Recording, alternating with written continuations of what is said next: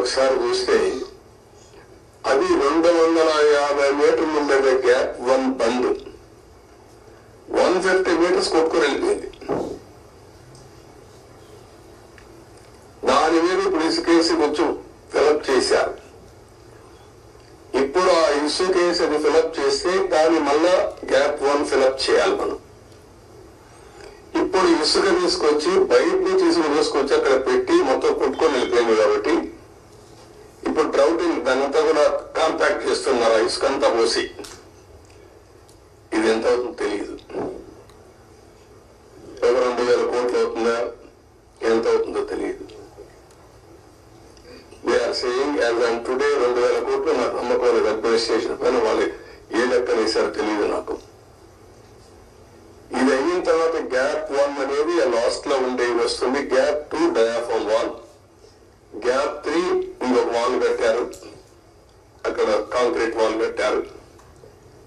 అదే మాదిరిగా guide bund ఒకటి అది కుంగిపోయింది.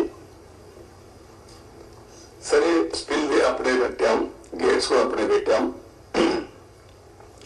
ఇప్పుడు ఇవన్నీ చూసిన తర్వాత ఎన్నేళ్ళు పడుతుందని అడిగాను. ఆ రోజు కానీ కంటిన్యూ ఉంటే 2020 ఎండుకు పూర్తి అయిపోయింది ప్రాజెక్ట్. ఈరోజు 5 ఏళ్ళు అయిపోయింది. ఇప్పుడు ఎప్పుడు అవుతుందంటే 4 సీజన్లు కావాలంటున్నారు మినిమం. 4 సీజన్లు అంటే 4 ఏళ్ళు. అన్ని సభ్యులుగా జరిగితే మళ్ళా ఒక వ్యక్తి రాష్ట్రానికి ఒక శాపంగా ఎట్లా మారుతారనేది ఇది ఒక కేస్ స్టడీ. రాష్ట్రంలో ప్రతి ఒక్కరూ ఆలోచించాలి. నేను డిస్కస్ చేస్తాను. ఇంకా మేజర్ కంటూర్స్ మాత్రం నేను మాట్లాడుతున్నా. మామూలుగా చాలా మందికి అర్థం కాదు కానీ సబ్జెక్టు ఇవన్నీ చూసిన తర్వాత నాకు ఫస్ట్ నుంచి టచ్ లో ఉన్నాను కాబట్టి అర్థం చేసుకోగలుగుతున్నా. ఇవన్నీ కూడా ఇంకా టెక్నాలజీస్ లో డిఫరెంట్ కంపెనీస్ కి అప్పచెప్పారు. ఒక Mrs AFRY India private limited Noida Sweden company వాళ్ళని సెంట్రల్ వాటర్ కమిషన్ రికమెండ్ చేశారు. దీని కూడా వైపులో స్టోన్ కాలమ్స్ ఇవన్నీ కూడా ఏ విధంగా చేయాలి, ఎట్లా మీరు అక్కడ చూస్తుంటారు. శాండ్ అంతా కూడా గుట్టలు గుట్టలుగా పోసారు. దాన్ని అంతా కూడా కాంపాక్ట్ చేయాలి. అంటే దాన్ని కన్సాలిడేట్ చేయాలి. కన్సాలిడేట్ చేస్తే లీకేజెస్ తగ్గుతాయని. పర్మిసబుల్ లీకేజెస్ కంటే ఎక్కువ లీకేజెస్ స్వీపేజెస్ ఉన్నాయి అక్కడ. అది ఇప్పుడు తెలియదు. ఇప్పుడు వాటర్ ఫుల్ గా వస్తే అది తెలుస్తుంది.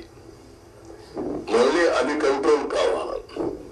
అది కంట్రోల్ కాకపోతే ఆ నీళ్లు వచ్చేస్తే కాఫర్ డ్యామ్ ద్వారా డయాఫామ్ వాల్ చేయలేం. దీన్ని లిఫ్ట్ చేయాలంటే ఇంకొక ప్రమాదం. వచ్చిన వాటంతా లిఫ్ట్ చేయాలంటే దానికి డబుల్ ఎక్స్పెండిచర్. మళ్ళీ